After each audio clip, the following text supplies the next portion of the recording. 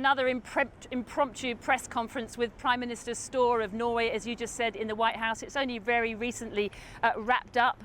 The president did express again his displeasure at the overnight bombing in Kyiv. He said he didn't like it. He said he wasn't happy with it, especially coming as it did in the middle of peace talks. But there was no direct criticism of Vladimir Putin himself in the way that we've seen him aggressively lash out in the last few days against President Zelensky. And he was asked what would he do if the bombs kept coming from Russia to Ukraine. Would he consider, for example, additional sanctions? Well, the president said he didn't want to answer that question right now. He'd rather answer it in a week or so, implying very heavily that perhaps this is the deadline that he is setting, perhaps around his 100 days in office next week, when he wants to see an agreed ceasefire in Ukraine, or the US will walk away.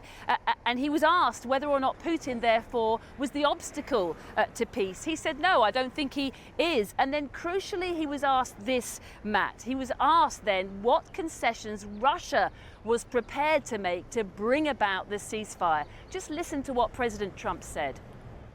Stopping the war, taking the whole country. Pretty big concession. If the bombs keep falling, will you consider additional sanctions toward Russia, or what will you do if President Putin... I'd rather answer that question in a week. I want to see if we can have a deal.